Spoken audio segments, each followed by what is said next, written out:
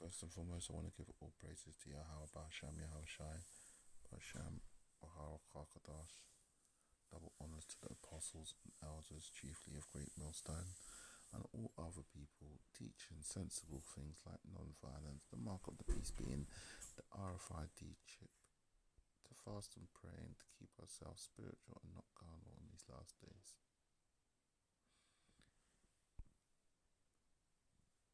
Why is this? But I've just gone to my Bible thing and it's coming up empty.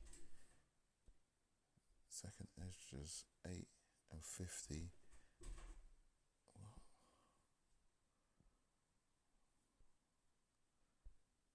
This is 8 and 1. What is going on? Let me try another app.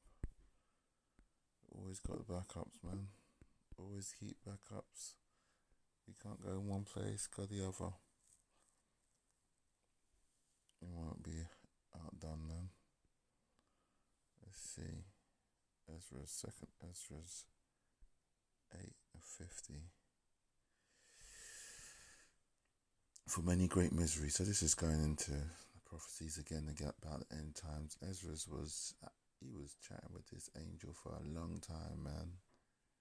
And the angel was just breaking stuff down to him.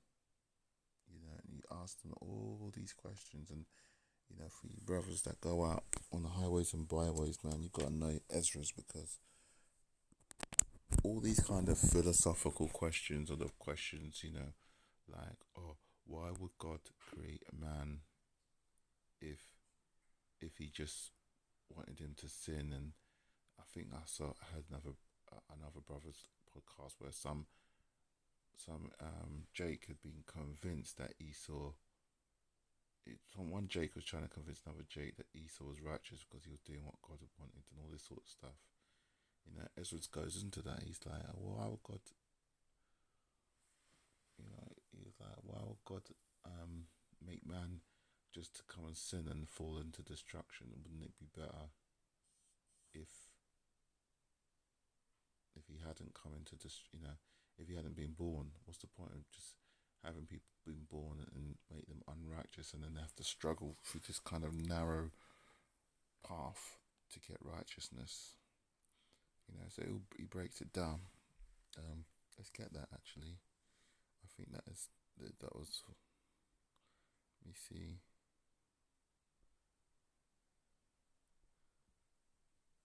I think it's just above actually, above chapter 8. Where he's talking about Adam.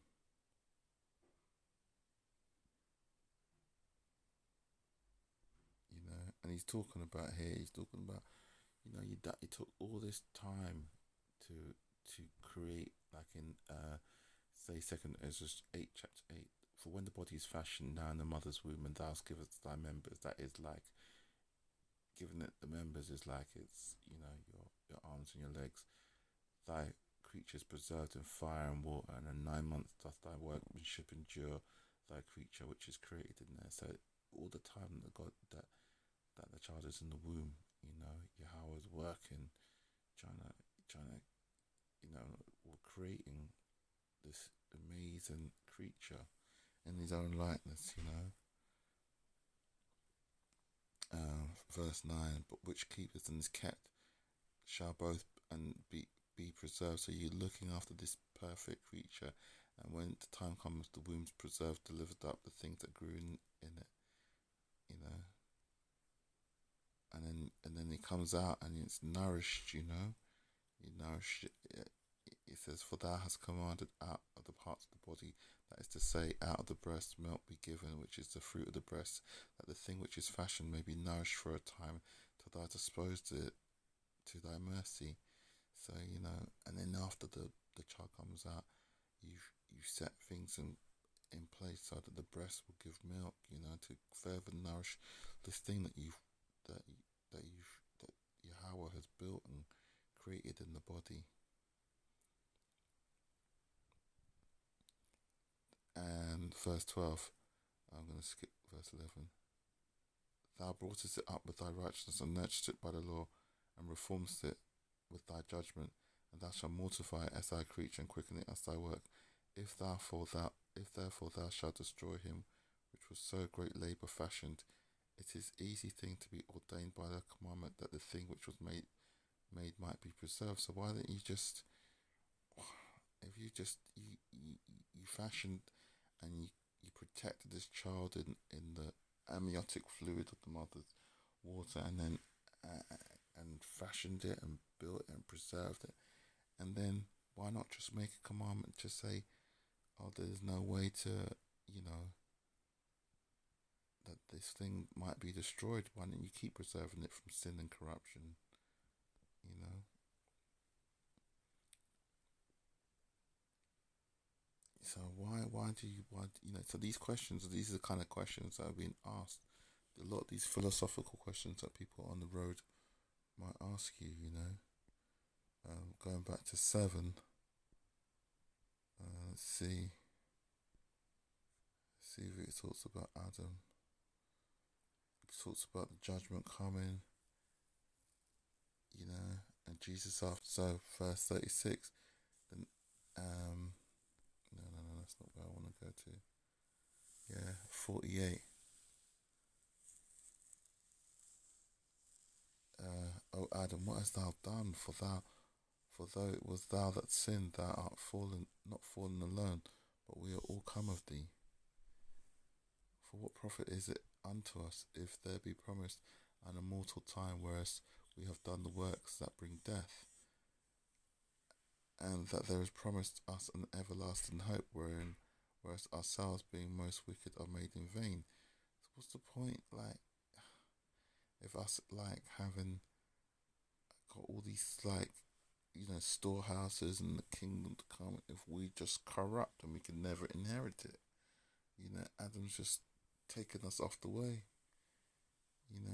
What's the point in 51? And they're laid up for us dwellings of health and safety, whereas we have lived wickedly. So, we've got all these things to inherit in the kingdom, but we've lived badly. So how are we ever gonna? What's the point? All these things. And the glory of the Most High is kept to defend them which have led a wicked life, have led a weary life, whereas we have walked in the most wicked ways of all. So what's the point? All these things would just be like,